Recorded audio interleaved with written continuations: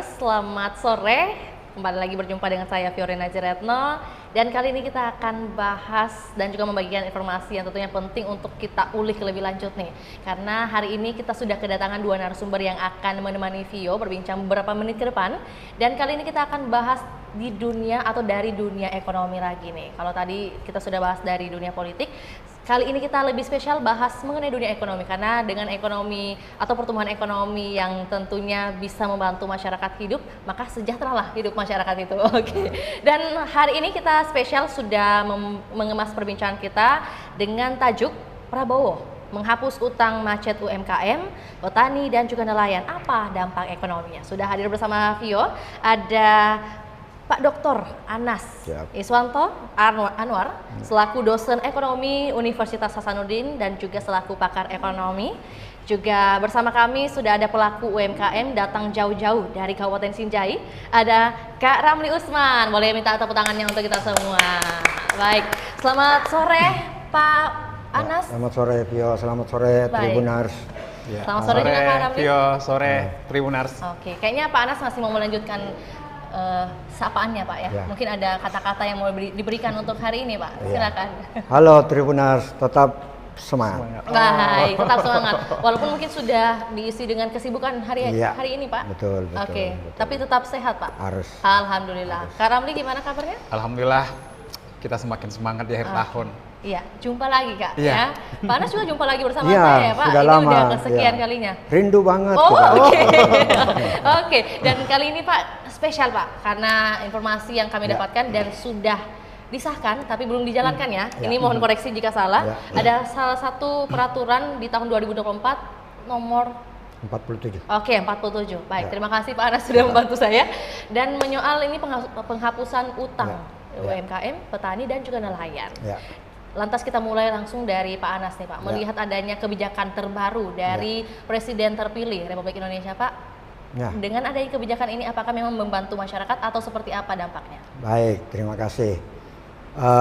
Memang kalau kita lihat suatu kebijakan itu harus banyak, gitu, banyak turunannya sehingga kebijakan itu bisa menjadi efektif gitu.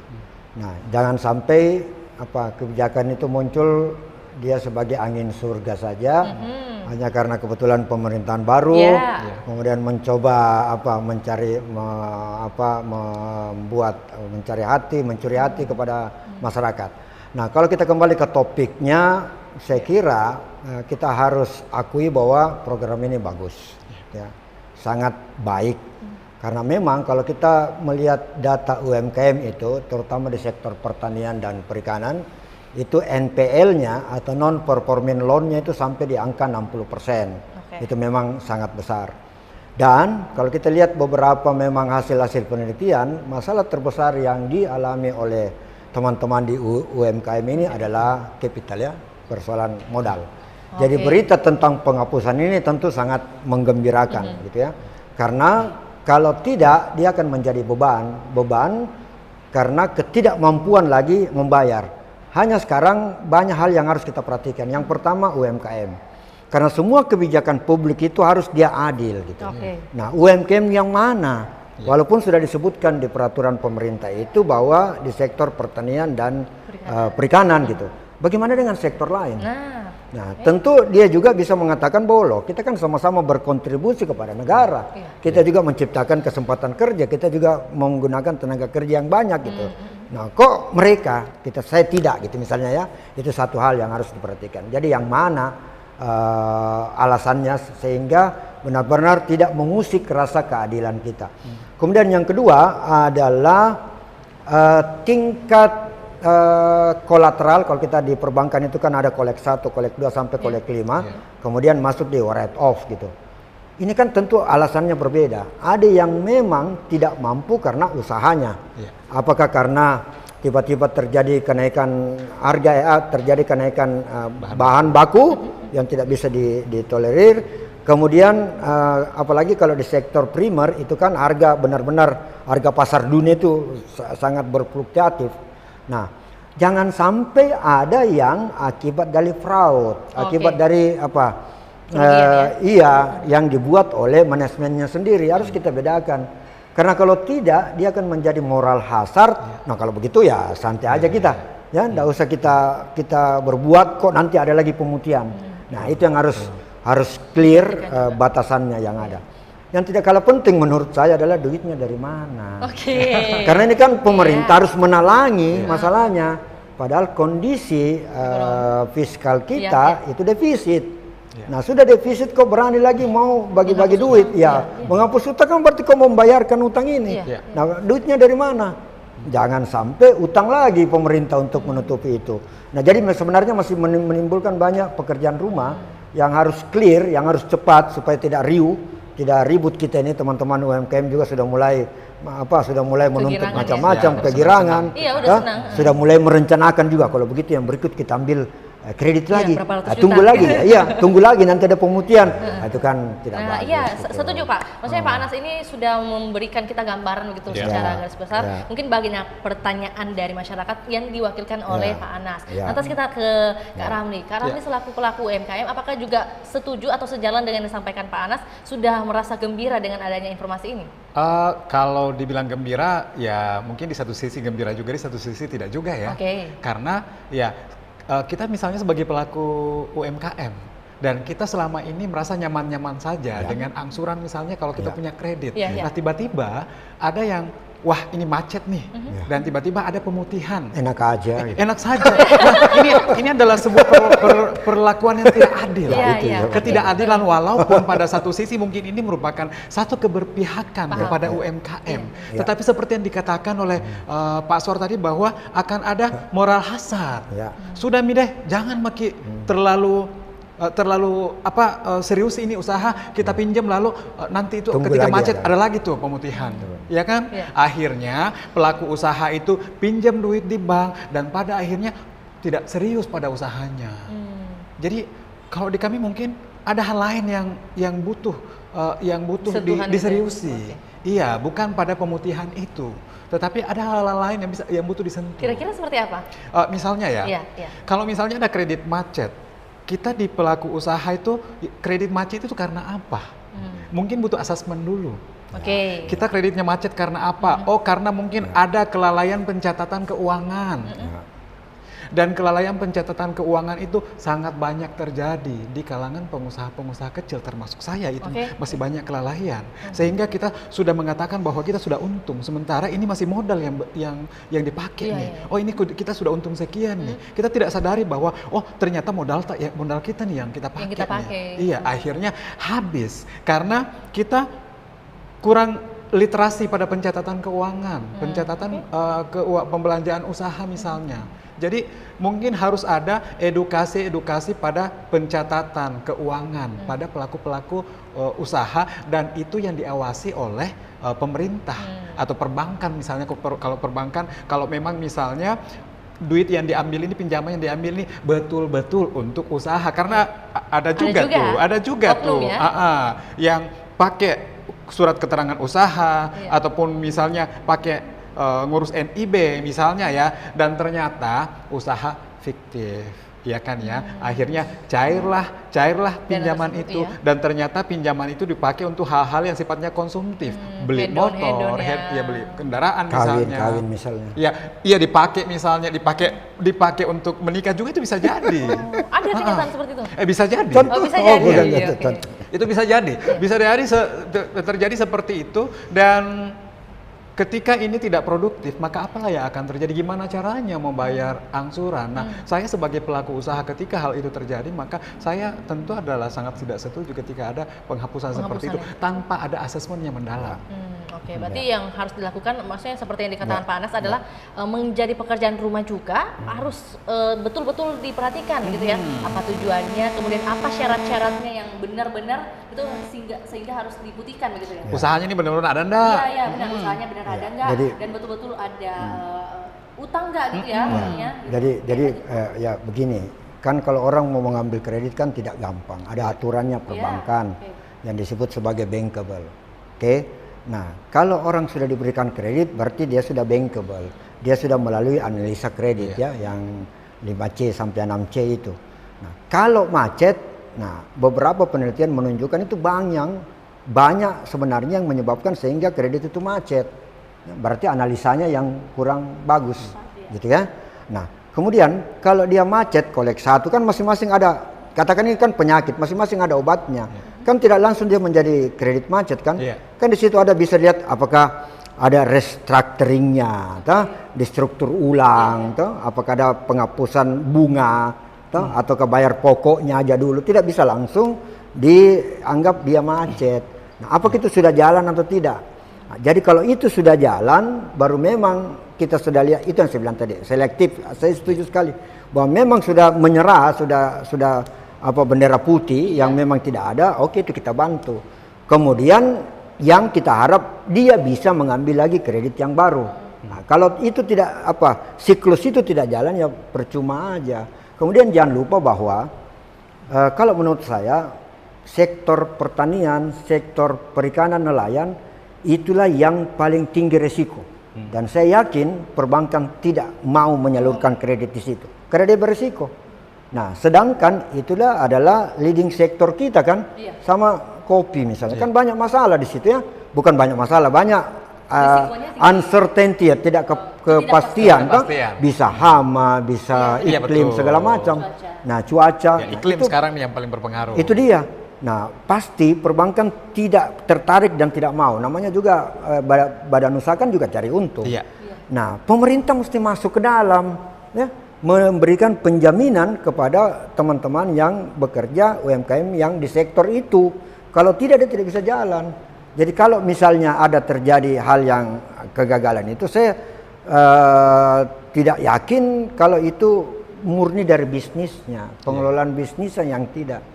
Jadi apa yang terjadi tidak benar, atau ada fraud di dalam, atau ada peruntukannya salah, akhirnya kan seperti itu. Kemudian kalau kita kembali lagi, ini adalah UMKM, di situ kan ada mikro, kecil, menengah. Nah, itu nggak bisa kita generalisir, berbeda. Mikro itu kan yang memang kebutuhannya sehari-hari, keuntungannya hanya untuk dimakan, dipakai untuk sehari-hari. Yang tenaga kerjanya kita sebut dia 4L, lu lagi. Karena dia satu misalnya tuh, dia Tommy produksi, dia Tommy yang menjual. Nah, pasarkan itu. Tommy itu satu. Nah, menengah kan beda Ki, lebih tinggi lagi. Nah, kalau undang-undang tentang UMKM itu menyebut sampai 500 juta omset yang mikro. Ada enggak omset mikro sampai 500 juta? Nah, itu lagi. Sehingga penanganan ini berbeda. Kemudian jangan salah, sekarang lagi ada di bawahnya lagi ultra mikro. Di bawahnya lagi mikro. Nah, ultra mikro dengan mikro ini saya sangat yakin tidak mungkin ada pembiayaan dari bank. Karena dia tidak bankable. Mana ada penjual sayur pinggir jalan, toko-toko punya laporan keuangan? Nggak mungkin. Nah, itu tidak akan mungkin disentuh oleh bank. Nah, terus bagaimana? Karena dia bilang juga, saya kan berkontribusi juga pada negara. Saya juga memakai tenaga kerja. Nah, itu yang saya bilang tadi, mengusik ketidakadilan. Nah, itu dia. Jadi ya yang mana? Karena jangan sampai hanya kelompok-kelompok tertentu mau memanfaatkan kondisi ini. Sehingga sebenarnya dia macet bisa kan dilihat dari background historinya kan, kita bisa lihat gitu. Nah, kalau tidak itu maka dia akan menjadi polemik saja yang akan membuat keriuan, ketidaknyamanan, dan pasti akan mengusik manajemen teman-teman di UMKM. Itu menurut saya berbahaya. Dan akan menimbulkan banyak komentar-komentar netizen gitu ya.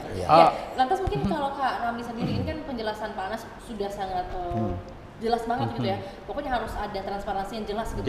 Lantas Kak Ramli sendiri mungkin mewakili pelaku UMKM, sebenarnya kenyataan di lapangan bagaimana sih? Apakah mungkin sistem pengkreditan atau mungkin pembiayaan yang diambil oleh pelaku UMKM itu memang datangnya dari mana gitu? Iya, kalau kita lihat di daerah ya, dan apakah di daerah ataupun di kota, untuk usaha-usaha kecil dan menengah saat ini sebenarnya sangat mudah untuk mendapatkan pembiayaan dari bank. Iya, sekarang kan ada KUR, kredit usaha rakyat. Nah, KUR ini dengan minimal pembiayaan 10, sekian juta itu sudah gampang mendapatkan, cukup dengan NIB, ya kan? Cukup dengan keterangan usaha dari pemerintah setempat. Kemudian kunjungan ke usaha ini. Nah, kadang kan ada juga yang bermain-main. bahwa misalnya anggaplah misalnya di pertanian mereka yang sebenarnya mau kredit, tapi bukan untuk usaha tapi harus dapat KUR. Nah, mereka bikin apa? Mereka bikin surat keterangan usaha ditandatangani oleh pemerintah setempat, kemudian ada tuh di foto. Ya, foto misalnya usaha apa, itu yang difoto, bukan punyanya. Kemudian ketika ada kunjungan pun nggak bisa jadi ada dibawa ke, oh ini sapinya orang lain nih, bukan sapi tapi diklaim sebagai sapi pinjam, ya kan? Dan cair lah, ya kan? Sehingga kasihan juga di banknya, ya kan? Itu yang saya maksud tadi, analisa kreditnya. Berarti dari pihak perbankan? Perbankan, maksudnya kan pihak perbankan. Bagaimana dia melakukan seleksi yang ketat terhadap itu. Tapi kalau kita kembali lagi KUR, bos, KUR itu kan sebenarnya dia tidak termasuk dalam program ini. KUR tidak boleh. Karena KUR itu kan sudah dapat subsidi bunga. Masa udah disubsidi bunga dikasih lagi penghapusan dan aja. Double gitu kok. Lu lagi. Double gitu. Tapi yang menarik di KUR itu yang saya bilang tadi, walaupun dengan segala macam yang De Ramli, saya panggil Ade ya, saya kan kita tidak jauh beda umurnya. Nah, saya panggil De Ramli. Tapi jangan salah, penyaluran KUR kita tidak sampai 70%. Tidak sampai 70%. Iya, berarti masih idle ini dana. Padahal sudah banyak yang dipakai seperti itu. Nah, pertanyaannya, kenapa orang tidak tertarik? Nah, berarti jiwa entrepreneurship yang mesti kita tingkatkan. Karena seperti dia bilang tadi, jangan sampai kalau saya secara kasat mata, artinya melihat kondisi yang ada sekarang, itu jauh lebih banyak dana KUR ini bukan untuk produksi, bos. Jauh lebih banyak untuk peruntukan yang lain, hal-hal yang konsumtif atau perdagangan. Nah, itu yang tidak bermanfaat. Perdagangan kita butuh produk. Nah, ini kan luar biasa. Ada produk gitu. Kita banyak pedagang. Nah, kalau pedagang ya sama aja, tidak memberikan nilai tambah yang besar buat perekonomian kita. Nah, itu dia kalau KUR gitu ya. Lantas Pak, mungkin lebih lanjut lagi, ini kan tadi yang disampaikan dan dijelaskan adalah soal KUR ya, kredit usaha rakyat. Bagaimana lantas untuk para masyarakat mungkin yang membutuhkan dana, sebenarnya mereka bisa mendapat pembiayaan itu dari mana? Apakah hanya di koperasi saja lantas seperti itu? Iya, jadi memang ada alternatif. Nah, walaupun tadi saya katakan bahwa semua modal gitu ya, dari lembaga keuangan ya, baik bank maupun non bank. Tapi yang tadi yang ultra mikro dan mikro itu saya yakin karena dia tidak bankable, berarti dia tidak bisa dapat bantuan dana dari perbankan, itu pakai modal sendiri. Karena kan kenapa? Karena modalnya juga tidak banyak. Mungkin modal sendiri atau modal keluarga. Karena dia tidak bisa lompat ke situ. Nah, itu siapa yang bertanggung jawab untuk itu? Siapa yang peka terhadap itu? Nah, kalau kita hanya memikirkan yang besar, bahkan sama-sama berkontribusi. Nah, sehingga supaya itu tadi ada asas keadilan, maka seharusnya semua UMKM ini, apakah dia di mikro, ultra mikro, kecil, menengah, semua harus mendapatkan katakanlah katakanlah kebijakan yang menguntungkan buat mereka. Itu satu. Kemudian yang kedua, jenis usaha juga seperti itu. Ya. Apakah di pertanian, apakah di mana harus sama. Nah, jauh lebih untuk di perdagangan, menurut saya sih itu tidak perlu juga kita sentuh terlalu banyak. Yang jauh lebih banyak adalah di produksi. Karena kalau di pertanian, beberapa info yang saya dapat itu kan mereka bukan lagi pemilik gitu, sudah pekerja saja yang akhirnya akan lari ke situ. Jadi walaupun dibuat sedemikian rupa, kemudian tidak dikontrol harga, sama aja. Jadi katakanlah harga komoditas naik, nah yang sejahtera bukan petaninya, tetapi pedagangnya, karena pola distribusinya ini panjang Nah, mulai dari pengumpul tingkat desa, pengumpul tempat kecamatan, kabupaten, baru kepada eksportirnya. Dan masing-masing pasti mau margin, tidak mungkin tidak. Nah, kasihan. Belum lagi kalau masalah yang kebutuhan mendesak dari petani sehingga belum sampai masa panennya harus dijual. Tapi ini pasti dengan harga yang rendah. Itu masalah inti kalau menurut saya yang harus kita perhatikan. Pak Anas, mungkin ini pertanyaan inti juga dan sangat dasar nih. Lantas mungkin kenapa pemerintah menitik beratkan pada bidang-bidang tertentu saja? Apa yang kira-kira menjadi pertimbangan pemerintah nih dengan hanya berlaku kepada nelayan atau di dunia perkebunan, kemudian juga UMKM, kalau mau dibilang juga UMKM apa gitu. Kira-kira apa pertimbangan dari pemerintah? Saya tidak dipanggil waktu digodok ini pemerintah tetapi saya bisa. Saya bisa. Mudah-mudahan didengar supaya lain kali dia panggil juga saya. Amin. Jadi menurut saya memang betul. Tadi kan saya sudah singgung, leading sektor kita adalah di pertanian perikanan, karena itu. Jadi memang seharusnya fokus kebijakan baik pusat maupun daerah itu di situ. Nah, kemudian tadi saya sudah katakan bahwa perbankan enggan untuk masuk ke situ karena high risk, resikonya tinggi. Nah, maka mungkin itulah yang menjadi pertimbangan pemerintah bahwa di sektor itu yang akhirnya bisa sampai kepada yang kita sebut sebagai inklusi. Karena inklusi itu artinya banyak masyarakat lebih meluas. Dan bergantung pendapatannya pada sektor itu, pertanian dan perikanan, nelayan dan sebagainya. Mungkin itu yang menjadi pertimbangan. Mudah-mudahan bukan hanya itu, dan kan masih kita berharapkan ada kelanjutannya. Mungkin setelah itu bagus, sukses, ya bisa lanjut ke yang lain. Cuman ya jangan terlalu cepat PHP, nanti kalau dikasih PHP bahaya juga ya menurut saya. Akan menghilangkan daya juang teman-teman di entrepreneur ya daya juang di pengusaha. Artinya ya sudahlah, ambil kredit sebanyak-banyaknya, tinggal tunggu. Macetkan. Tinggal tunggu. Dan itu wajar saja karena toh bisa saja terjadi. Karena ada kebijakan seperti ini yang baru. Tapi lebih ke, kalau menurut saya sih begini, kalau ini secara pribadi bahwa mungkin memang selain kita perlu asesmen yang mendalam terkait ini, yang kita butuhkan itu adalah kedepannya bagaimana nih kalau solusinya adalah kita ada restrukturisasi nih, kemudian ada dana hibah atau bantuan langsung tunai pada pengusaha-pengusaha yang memang kita lihat betul-betul ini butuh nih, membutuhkan, dengan jangka kredit yang lebih panjang, bunga yang lebih ringan, sehingga ini akan membantu membangkitkan perekonomian, geliat-geliat pergerakan ekonomi. Dan selain itu ya perlu adanya ini pelatihan literasi keuangan, pencatatan, karena dengan seperti itu pengusaha-pengusaha kecil ini akan lebih mantap bahwa mereka tertata sehingga untuk kedepannya memanage usahanya dengan bagus, akhirnya gampang tuh untuk bayar utang.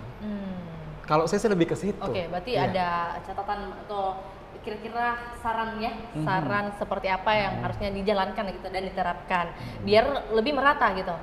Dan mungkin kalau kita mau tahu sudut pandang dari kedua narasumber kita menyoal bagaimana dengan penyedia jasa keuangan yang ilegal dengan bunga tinggi hari ini, itu kan pasti banyak juga tuh ya. Seperti kita ketahui banyak yang beriklan-iklan kita lihat di sosial media, dan itu kan juga sedikit menggiurkan ya, untuk baik itu keperluan usaha atau pribadi. Nah, Pak Anas sendiri Pak melihat adanya hadirnya nih penyedia jasa keuangan ilegal. Itu bukan barang baru. Saya pernah melakukan penelitian di salah satu pasar gitu untuk mencoba mengembalikan para pedagang ini ke yang formal. Mereka malah menolak. Kenapa? Karena dia bilang kalau yang non formal itu anytime ada di situ. Langsung ada. Dan memang orangnya sudah ada di situ. Dan tidak perlu macam-macam, tinggal tanda tangan kwitansi, duitnya ada, langsung membayar penyediaan stok barang dan segala macam. Jadi memang lebih mudah. Nah, konsekuensinya pasti tinggi bunganya. Jadi sama tadi ceritanya, kalau dalam posisi kita sudah ambil kredit, kemudian banyak terjadi eksternal dan internal gitu ya, persoalan ekonomi, cuaca segala macam, akhirnya macet.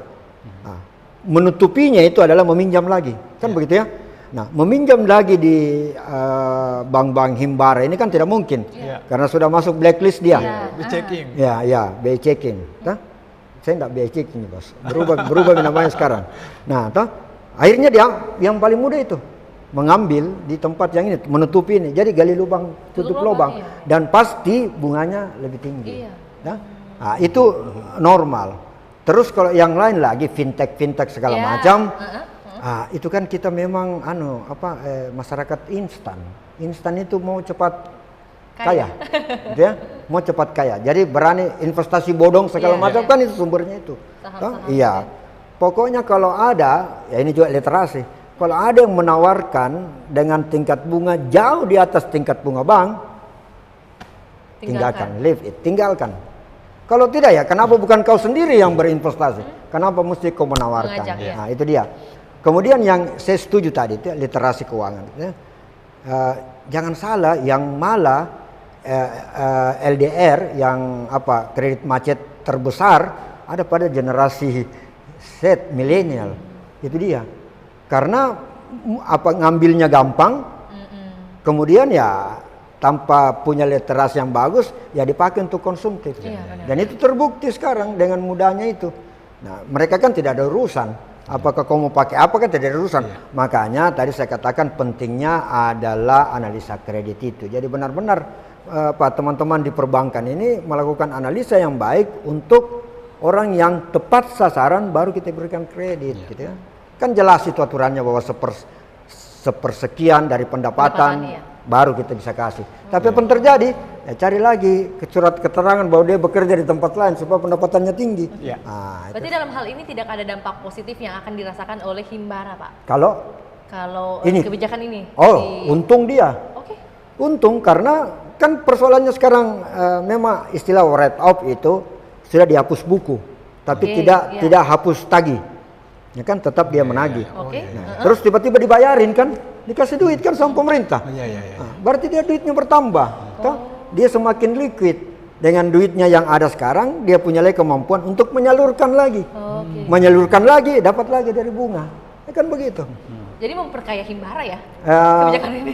Bisa saja, artinya Himbara lebih senang kan, dan tidak pusing lagi. Yang selama ini sebenarnya dia sudah menyerah juga, gitu. Tiba-tiba dibom berapa? Bayangkan itu berapa banyak. Tapi pertanyaannya dari mana uangnya ya? Itu dia. Coba bayangkan sekarang saja dengan kebijakan pemerintahan yang baru makan gratis, kita sudah berteriak dengan sekitar 10-an triliun. Duitnya dari mana? Tiba-tiba pemerintah mau menjadi sinterklas ini, mau membagikan lagi uang kepada bank, pokoknya macet kita bayarkan. Nah sama aja duitnya dari mana? Kan publik harus tahu dong, kita kan masyarakat harus tahu. Nah itu dia, dan tidak sedikit pasti. Tidak sedikit, bayangkan berapa banyak. Agak emes ya? Iya. Pernyataan ini, maksudnya kita tahu apa yang terjadi, tapi dari segi teori atau penyampaian lebih ilmiah itu kita belum tahu. Nah, disampaikan oleh Pak Anas, akhirnya lebih terbuka lagi nih. Kayak pertanyaan penting itu uangnya dari mana? Kemudian bagaimana nanti pengaruhnya kepada APBN, Pak? Iya, pasti defisit. Ya, sekarang saya sudah defisit ya, tambah defisit. Berarti harus dipikirkan pendapatan. Nah, tapi kan pendapatan kita dari gas, oil, minyak apa segala macam susah kita genjot. Apa yang paling gampang? Pajak. Siap-siap lo dipajak. Kan udah naik. Udah naik kan? Itu yang paling gampang dilakukan. Jangan-jangan kita masuk di toilet dipajak juga nanti. Iya, karena itu yang paling gampang dilakukan oleh pemerintah. Setuju. Karena memang pada kesempatan yang sudah ada gitu, yang sudah lewat, memang beberapa komentar juga mengatakan siap-siap aja pajak naik dengan adanya ini gratis sebagainya. Itu yang paling gampang. Kita semua bisa jadi presiden kalau cuma itu yang dilakukan. Oke. Berarti adakah kritik yang mau disampaikan Pak Anas nih? Iya, ada. Oke, silakan Pak Anas. Nanti juga kita mau mendengar kritik dari Karapan. Iya. Maksud saya buatlah kebijakan yang real sedikit ya. Yang real, yang public policy itu kuncinya adalah keadilan, rasa keadilan gitu. Jangan membuat kebijakan yang hanya menguntungkan sekelompok orang, merugikan kelompok yang lain. Kan pemerintah tanggung jawab kepada seluruh rakyat dong. Jangan hanya mau mensejahterakan sekelompok, yang lain tidak sejahterakan, kan tidak boleh seperti itu. Nah, kemudian kalau khusus bicara kebijakan ini, tidak ada yang bilang tidak bagus. Kan artinya UMKM ini dibayarin bunganya, dibayarin utangnya, Anda nol sekarang, silakan berusaha lagi, mulai dari nol, cari lagi pinjaman, itu kan bagus gitu. Bagi yang dapat itu. Bagian tidak dapat ya tunggu PHP lagi, sambil berdoa mudah-mudahan dapat lagi. Nah itu dia, dengan harapan kalau itu asumsi itu jalan tentu bagus ya. Dan harapan dia mulai lagi dari nol, dapat lagi bantuan, bekerja lagi. Cuman karena sudah dapat, saya tidak yakin kalau dia akan berusaha kerja keras. Dia bilang ya tunggu lagi, kan ada lagi. Nah itu yang akan ada pemutihan lagi. Itu yang menurut saya harus dicermati oleh pemerintah dengan baik supaya benar-benar kebijakan yang keluar itu dia tepat sasaran dan akhirnya kita semua sejahtera, kan itu intinya. Baik. Semoga saran ya, kita highlight itu saran dari Pak Anas terhadap kebijakan yang baru saja diresmikan gitu ya, dan akan dijalankan pada Mei 2025. Oke, nanti kita lihat bagaimana apakah memang benar-benar jalan atau mungkin hanya seperti tadi sampaikan hanya angin segar saja. Oke. Lantas mungkin bagi Kak Ramli nih, kita mau juga mendengar kira-kira kan tadi sudah ada solusi nih. Kita mau dengar saran nih dari adanya kebijakan ini. Kira-kira seperti apa yang mau disampaikan baik itu kepada pemerintah ataupun juga kepada pihak pelaku UMKM, Kak? Ya, kalau saya sih apa-apa yang dilakukan pemerintah sebenarnya itu sudah dipikirkan matang-matang ya, tetapi perlu tindak lanjut yang seperti asesmen yang mendalam, yang betul-betul menyentuh ke bawah bahwa apakah benar usaha yang dilakukan ini jalan, memang usaha ini jalan ada atau usaha yang hanya sekedar usaha-usaha siluman, jangan sampai usaha siluman dan lanjutnya kita putihkan kan. Yang rugi ini mestinya dipakai untuk rakyat banyak, ya kan ya.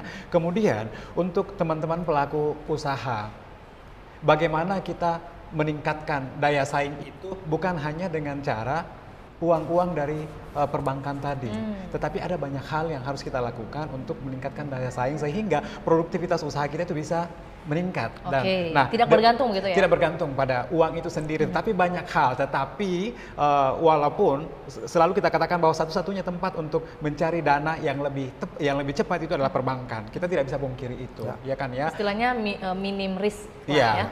Namun selalu yang kami inginkan kepada teman-teman, ayo teman-teman kita pelajari bersama yang namanya pencatatan keuangan agar usaha-usaha yang dilakukan benar-benar bisa kita telusuri, bisa kita tracking ini uang kemana, ini uang kemana, sehingga benar-benar kita sudah bisa prediksi bahwa ketika saya pinjam uang di bank akan jadinya seperti ini dan tidak akan terjadi lagi tuh yang namanya kredit macet. Pun terjadi kredit macet, tetapi ini akan sangat minim. Kenapa? Kita akan berusaha bagaimana caranya supaya itu bisa teratasi dengan bagus kreditnya.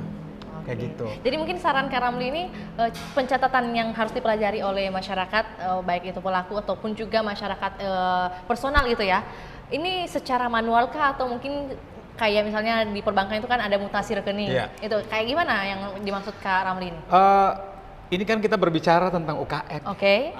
Dan saatnya mungkin teman-teman pelaku usaha itu sudah tahu bahwa ini dana pribadi, ini dana usaha. Dipisahkan. Paling tidak kita ada manajemen di situ dulu, karena kapan tidak maka rusaklah usaha ini.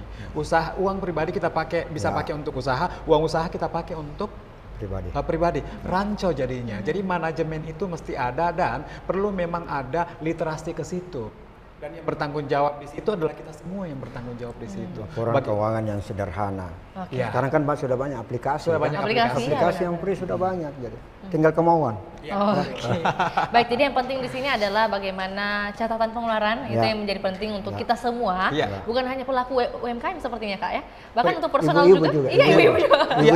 Ada yang bilang bahwa bukan seberapa banyak uang yang kita belanjakan, tetapi sebagaimana bisa kita mengaturnya. Itulah pesan Tapi penting. kalau tidak ada uang juga bagaimana mau diatur ya? Nah itu. Jadi gimana Pak? Kalau nggak ada uang mau atur gimana? Nggak bisa ngapa-ngapain. Cari uang dulu. Kalau ada uang semua bisa. Bisa mediator. Bisa mediator. Cari uang Pak ya, pokoknya cari uang yang halal, jangan meminjam ya. Kalau usahakan jangan meminjam gitu, apalagi sampai berharap akan diputihkan ya. Jangan melebihi dari kemampuan. Begitu ya, Bos? Pinjam itu tetap. Tetapi betul oleh Pak Dokter mengatakan jangan melebihi dari kemampuan. Itu mungkin kuncinya. Baik. Terima kasih Pak Anas dan juga Kak Ramli sudah menyempatkan waktu dan berbagi insight yang sangat dibutuhkan oleh kita semua ini. Jadi bukan hanya generasi milenial, tadi sudah disebut juga bahwa utang istilahnya utang sekarang ini macet terbesar itu ada pada generasi milenial. Karena ada kemudahan Pak.